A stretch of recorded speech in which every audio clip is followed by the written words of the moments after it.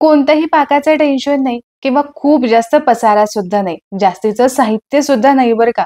अगदी बाजारात मिळतो त्याहून कितीतरी पौष्टिक आज आपण आलेपाकची रेसिपी पाहतोय. सध्या वातावरणामध्ये सतत होणारे बदल पाहता सर्वांना सर्दी, खोकला, ताप अशी काहीशी लक्षणं दिसून येत आहेत. घसा खवखवणं, सर्दी, खोकला, भूक न लागणं, अजीर्ण होणं यासाठी ही आलेपाकाची वडी ना खूप फायदेशीर ठरते. आणि या आलेपाकाची टेस्टच बघा ना, तिखट गोड अशी लागते आणि बऱ्याच जणांना ही आलेपाकाची वडी आवडते सुद्धा. खूप सारे आलेपाकाचे फायदे आहेत. म्हणून ही घरीच बनवायला हवी. अगदी आपल्या डोळ्यासमोर बनते. यामुळे ती खावीशी वाटते. बाजारात थोडीशी महागच मिळते. याच्या कंपेअर जर केलं तर घरामध्ये अगदी स्वस्तही बनून जाते. बनवायची पद्धत सुद्धा खूप सोपी आहे. सुरुवात करूया. तर साधारण वजनी जर सांगायचं झालं तर हे 150 ग्रॅम आलं आहे आणि आलं निवडून घेत असताना थोडंसं जाड असं आलं घ्यायचं. पातळ जे आले असतात किंवा नवीन जे आलं असेल तर ते नवीन आलं इथं घ्यायचं नाही. थोडंसं जुनं असेल तर त्याचा जास्त फायदा होतो. आलं निवडून घेत असताना थोडेसे जाड-जाड घ्यायचे आणि आता सगळ्यात आधी तर या आल्यावरची साल आपल्याला काढून घ्यायची. बरं याआधी ना मी हे आलं स्वच्छ धुवून घेतलं होतं. साधारण अर्ध्या तासांसाठी पाण्यामध्ये मी भिजत घातलं आणि स्वच्छ धुवून घेतली. यामधली जी माती असते मध्ये-मध्ये ती सगळी काढून घ्यायची. हवं असेल तर तुम्ही आल्याला जर 2 फाटे असतील तर ते फाटे तोडून मग स्वच्छ धुवून घ्या. आता सगळ्यात आधी तर हे आल्यावरची जी साल आहे ती मी संपूर्णपणे काढून घेते. तर इथे बघा सगळ्या आल्यावरची साल मी काढून घेतली. एकदा स्वच्छ पाण्याने मी धुवून घेतलेली आहे. या सालीसकटच जर तुम्ही आलेपाक केला ना तर मग तो दातामध्ये येतो. कलर सुद्धा वेगळा दिसतो आणि चवीला सुद्धा थोडासा तो कडवट होतो. वरची साल थोडीशी कडू असते त्यामुळे ती काढून घ्यायची. आता बघा आल्याला असे धागे असतात. इथे तुम्ही बघू शकता. जर कॅमेरामधून तुम्हाला दिसत असेल तर तुम्हाला माहितीच असेल की या आल्याला असे धागे असतात आणि उभट हे धागे असतात. त्यामुळे आलं कधीही उभं चिरायचं नाही, आडवं चिरायचं. उभं जर तुम्ही आलं चिरून घेतलात ना तर त्याचे धागे जे आहेत किंवा याच्या शिरा ज्या आहेत त्या दाताखाली येतात आणि त्या पटकन अशा मिक्सरमध्ये बारीक सुद्धा होत नाहीत बरं का.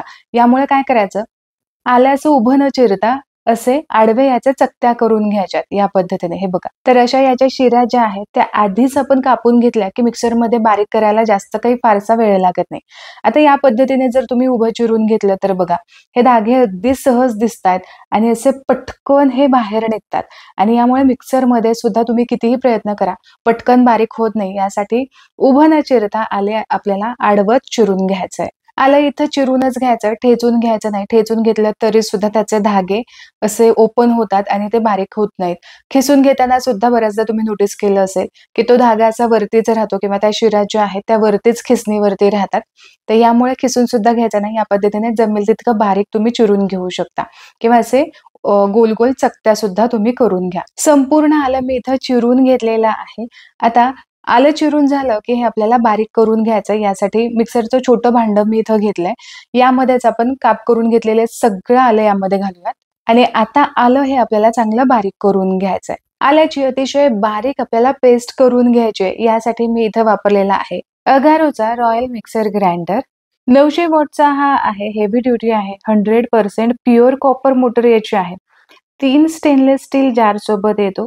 3 स्पीड याला आहे. याचबरोबर व्हिपिंग फंक्शन सुद्धा आहे. स्टेनलेस स्टील याचे ब्लेड्स आहेत. वेट आणि ड्राय ग्राइंडिंग तुम्ही यामध्ये करू शकता आणि मस्त अशा व्हाईट रंगामध्ये आहे. तुम्हाला जर हा घ्यायचा असेल तर लिंक डिस्क्रिप्शन बॉक्समध्ये दिलेली आहे. नक्की जाऊन चेक करा.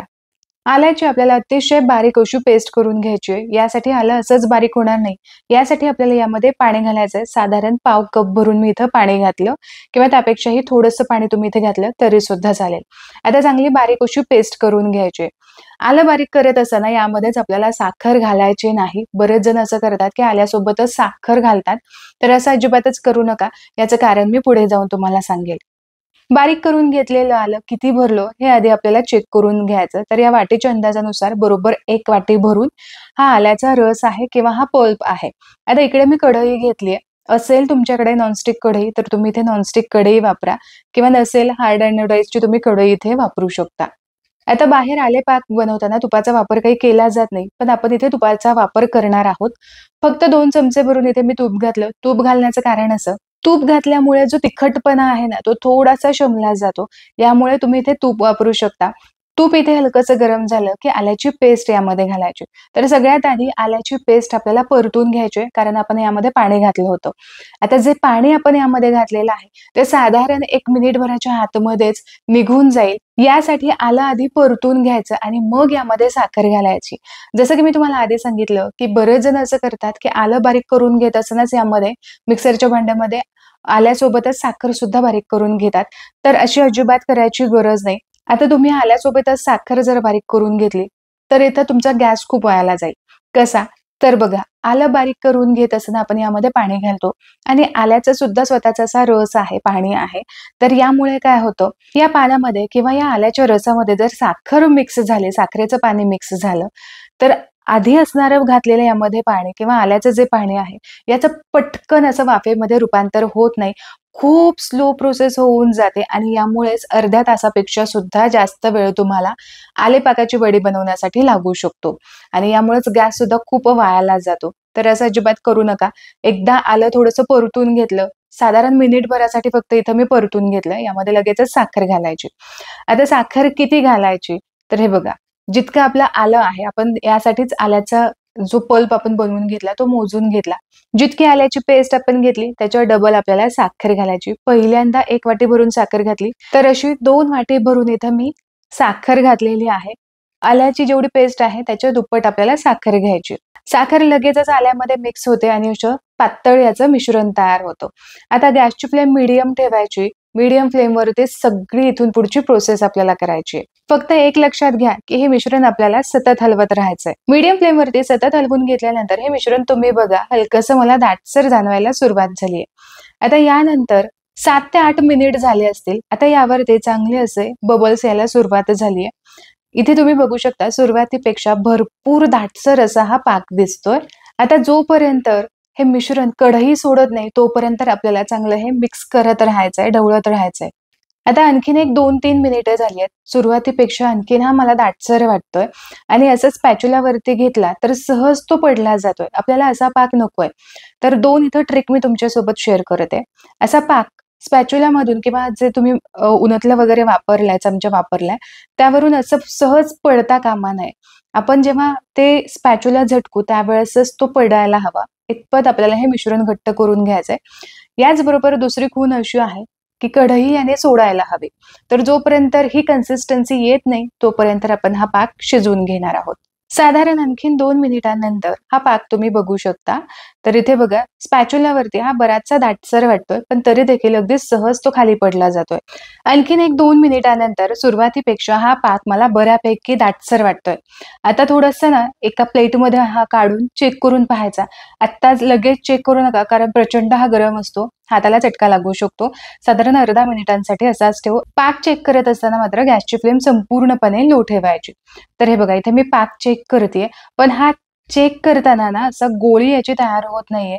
तर या उलट हा पाक असा भरपूर मला चिकट जाणवतोय. तर यासाठी काय करूयात, आणखीन एक अर्धा मिनिटांसाठी मीडियम फ्लेमवरती हे मिश्रण चांगलं आपण परतून घेऊयात. मीडियम फ्लेमवरती फक्त मिनिटभर मी हे परतून घेतलंय. आता तुम्ही इथं लक्ष द्या. कढईपासून वेगळं हे होतंय आणि एक छान गोळा याचा तयार झालाय. गॅसची फ्लेम मी इथं बंद केलीये. हे अगदी व्यवस्थित साईन आहे की आपला पाक परफेक्ट तयार झालाय.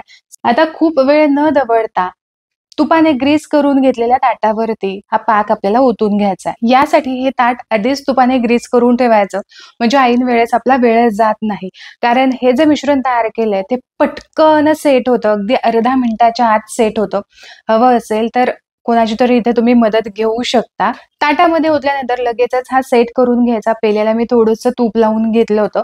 अशा पद्धतीने पेल्याने आपल्याला हे व्यवस्थित सेट करून घ्यायचं आहे. मी थापून घेईपर्यंत हे मिश्रण चांगलं थंड झालंय, म्हणजे साधारण असं कोमट आहे. लगेचच आपण याच्या वड्या पाडून घेऊ. अगदी प्रामाणिकपणे सांगायचं झालं तर खरंच यावेळेस कोणाची तरी मदत घ्या. माझी कॅमेऱ्याची ऍडजस्टमेंट करेपर्यंत 1 मिनिटभर उलटून गेला होता. मिश्रण थोडंसं मला सेट करेपर्यंत वेळ लागला होता. यामुळे मिश्रण लगेच ताटांमध्ये ओतल्यानंतर थापून घ्यायचंय. खूप वेळ अजिबात घालवायचा नाही. म्हणूनच म्हटलं कोणाची मदत जर तुम्हाला घेता येत असेल तर पटकन मदत घ्यायची. आता इथे मी गोल भांडं वापरलंय, तुम्ही चौकोनी वापरलं तर अगदी एकसारख्या वड्या सुद्धा होऊ शकतात. माझ्याकडे चौकोनी भांडं नाहीये. मिश्रण कोमट असतानाच याच्या वड्या पाडून घ्यायच्या. तुम्ही इथे बघू शकता अगदी परफेक्ट इथे वड्या कट होत आहेत.